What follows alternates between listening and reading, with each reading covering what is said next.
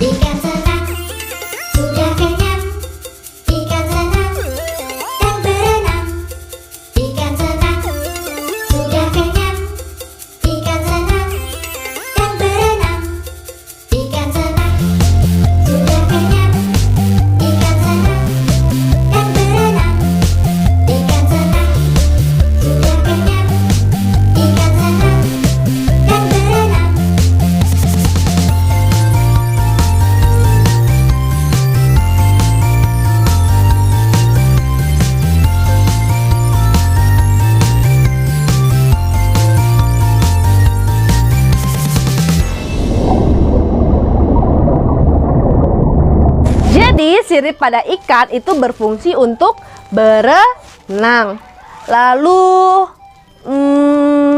otot perut pada ular itu berfungsi untuk apa ya?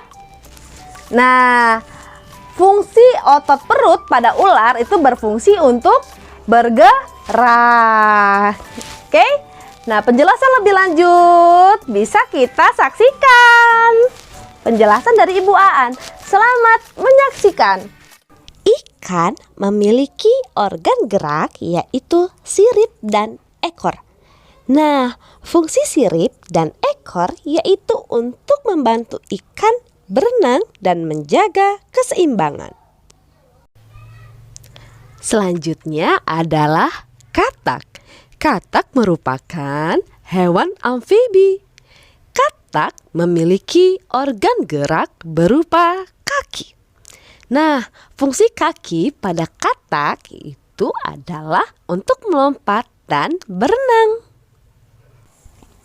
Hewan selanjutnya adalah burung. Burung memiliki organ gerak berupa sayap dan kaki. Burung yang memiliki organ gerak berupa sayap adalah burung kakak tua, burung dara, burung merpati, dan lain-lain.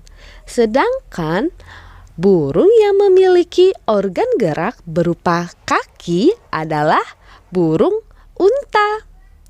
Fungsi dari sayap dan kaki tersebut yaitu untuk terbang, berjalan, dan berlari. Nah, selanjutnya kita akan membahas hewan reptilia atau yang sering kita sebut hewan reptil yang terdiri dari buaya, ular, dan penyu. Ular memiliki organ gerak berupa otot perut. Buaya memiliki organ gerak berupa kaki. Sedangkan penyu mempunyai organ gerak berupa kaki dayung. Nah, masing-masing dari organ gerak hewan reptil berfungsi untuk berjalan, merayap, memanjat, dan berenang. Selanjutnya adalah hewan mamalia. Hewan mamalia adalah hewan yang melahirkan dan menyusui anaknya. Hewan yang termasuk dalam mamalia yaitu kambing, sapi, kuda, paus, dan lumba-lumba. Nah, hewan mamalia memiliki organ gerak yang berbeda.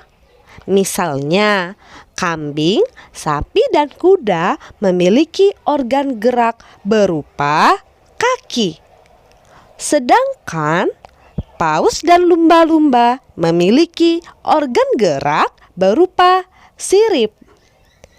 Nah, masing-masing organ gerak tersebut memiliki fungsi yang berbeda, seperti berjalan, berlari, melompat, dan berenang. Nah, anak-anak, ini adalah tabel dari alat gerak hewan dan fungsinya yang sudah Ibu jelaskan tadi. Sekarang Ibu ingin bertanya, apakah kalian pernah melihat hewan-hewan tadi di dalam buku cerita? Nah, anak-anak, biasanya hewan-hewan tadi itu berada di gambar cerita. Nah, apa sih gambar cerita itu?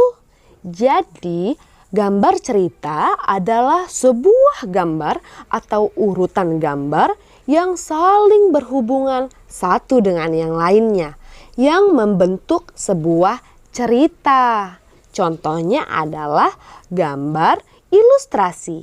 Bisa kita lihat dari kedua contoh ini. Yang sebelah kiri yang gambarnya belalang adalah gambar ilustrasi dengan foto, yaitu foto belalang. Sedangkan yang di sebelah kanan adalah gambar ilustrasi dengan gambaran tangan, yaitu gambar kuda. Nah, selanjutnya adalah kita menentukan ide pokok dalam kalimat utama. Nah, di dalam suatu paragraf atau teks tulis, ide pokok dapat dijumpai dalam kalimat utama.